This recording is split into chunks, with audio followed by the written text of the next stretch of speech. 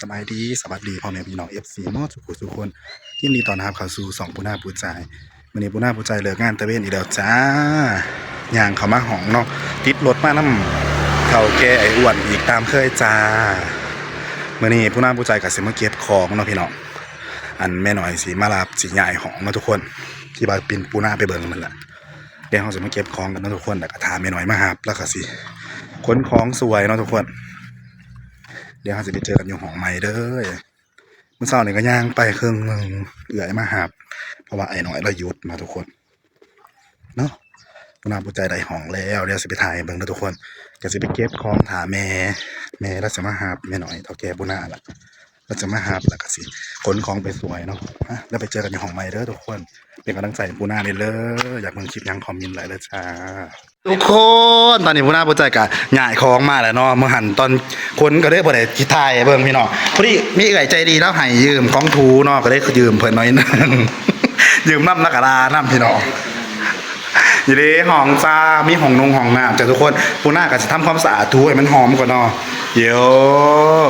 อันนี้ก็ห้องครัวนิดนึงนะคะเดี๋ยวสวัสดีแอนเดี๋ยวเราก็มาเก็บของเก็บยังสวยก็ได้บริทายเบิ่งตอนเก็บเนาะเดี๋ยวของสิงปูน่ากับพิธีทอนี่แหละเดี๋ยวอยู่ไปปูน่ากับสีเก็บเงินเป็นน้ำสื่อของสื่อสิงของใสเป็นน้ำพกบวงสันเป็นขวดของใสเนาะเพราะแต่ว่าเฮ็ดคลิปตำสอกตำสมนางกินเมามอยอะตอนปูน่ากับสีเขาอนุญาตทูผืนทูยังก็เลยทุกคนเลยแล้วก็มีหายซ้ำนี่แหละตอนนี้ปูน่าปูใจไหลห้องแล้วใหญ่ห้องเรียบร้อยก็ได้มาเบิ่งของใสเนาะทุกคนทุกอย่าง20 บาทจ้าหาสื่อตะกงตะกาด้วยว่าในแค้นขาไปใบสายเนาะถวยบวงกับนี่นะฮะเท่าอันเท่าไรได้เนี่ย5 บาทมันซื้อกระบังแบบไรแอน45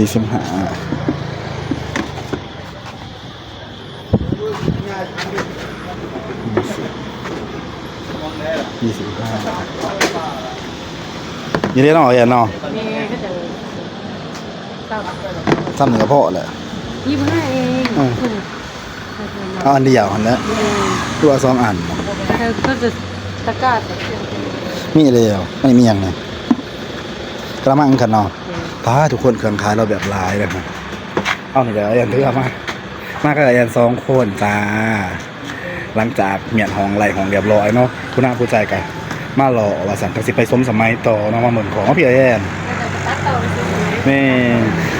ของสิ่งหลายทุกอย่าง9 บาทแต่ถ้ามือบางคือเราตีต่อมาบ่ตัดเอาเขาไปตัดเอาใช่ไปเลย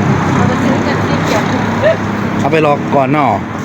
โอเคเดี๋ยวเราจะไปรอสมสมัยที่ไทยไปอีกเดือนหนึ่งเด้อทุกคนป้าของขายเรากลับไปกลับมาอุดหนุนได้เด้อโคตรนังจากเขาไปถือทุกอย่าง20ผู้น่าผู้ใจกะมาซื้อเครื่องใส่ต่อเนาะทุกคนมากับพี่แอนคือก้าวพี่แอนมาซื้ออะไรผู้น่าผู้ใจกับอะไรของใส่เลยตะบักกระแป้งกระย่างอยู่เนาะอยู่สมสมัยนะจ๊ะทุกคนมาซื้อแนวใส่กับบริแพงเลยเทศงานรายวันแต่ละมือเนาะพอได้ใส่ได้จ่ายซื้อทุกมือคุยโทรศัพท์เลยเนาะจังไปเบิ่งตลาดด้วยเนาะของใส่ของถึงคอยกระไรเลยทุกคน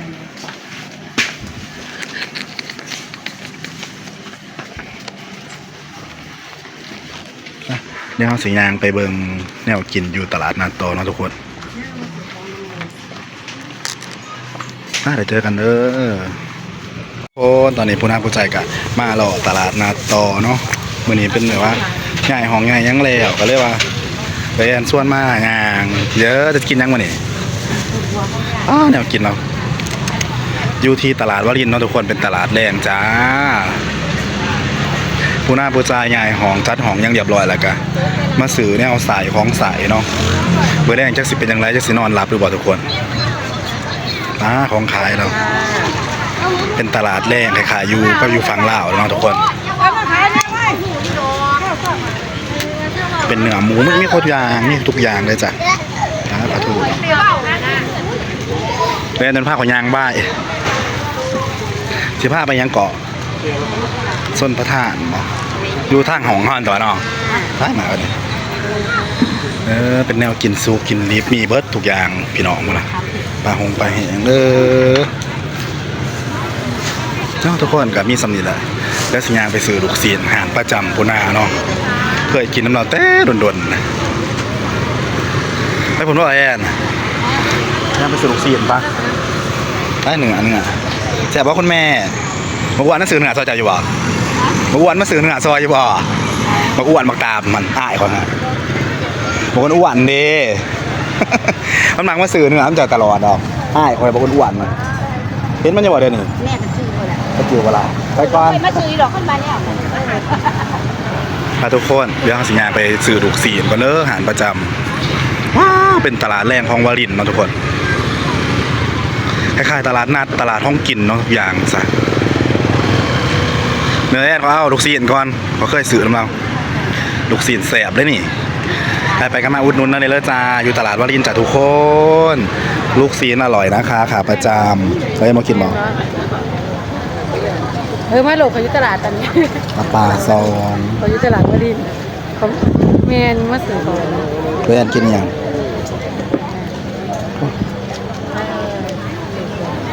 ลูกศิษย์แสบเจ้าเก่าเจ้าเริ่มจ้าทุกคนแล้วพอ30บาทลำจิ้มด้วยกันแหละ เขาน่าซื้อทิปกระเทียมใหม่หนึ่งเลย บอกอย่าบอกจะกินยังไงล่ะ กิน มาใส่ใช่หรอจะเอาอะไรโอเคครับประจำเหมือนกันเลยเนี่ยมากินมาตลอดพี่แม่มาใส่พองเป็นน้ำจิ้มมึงเอาใส่น้ำกลางอะไรพองมาหา10 บาท ก็จะแค่ใหม่หนึ่ง มาข้าวหลาดเลยบอง ไม่มีต้องล้าง เขาจะไปกินอยู่บนแล้วน้อง กินแยกก็ได้ จ้าลูกศิษย์แสบเจ้าเก่าเจ้าเริ่มห้องบุญนาสื่อกินทุกคนเดี๋ยวเราจะไปเจอกันอยู่ซอยส่วนประธานเนาะจะเป็นยางเด็ดนางเด็ดอยู่หันเนาะไกลไปกันมาอุดหนุนเนี่ยเลยทุกคนเด้ออยู่ตลาดวรินทร์ตอนแรกจ้าซูซีก็มีเด้ว้าวดูสิไม่ละ5 บาทเองจ้าไม่ละ5 บาทถ้าเป็นเงินบาทเท่ากับเกือบถึงไม่ละ4,000 ถึง 5,000 กีบทุกคนก็พักได้อีกอะไรบ้าง แล้วไง โอ้หลังจากไปรอตลาดซื้อแนวกินเนาะกับมานั่งสั่งน้ำเนาะสวัสดีสาวยืมรถเข้ามาเหมือนนึงขุมเนาะไปร้ายบอลเนาะผู้น่าผู้ใจกับมานั่งสั่งเป็นน้ำหมักหน้าวเนาะเย็นๆสื่นใจเนาะทุกคนเด็กหน่อยนางอยู่ล่างเขากับมีนอนอยู่ฝั่งไทยอยู่อุบลวารินน่าจะไก่หองเขาเนาะเขาขี่ซอยกับแมนบอลนางเขากับเลิศเลยเนาะทุกคนว้าว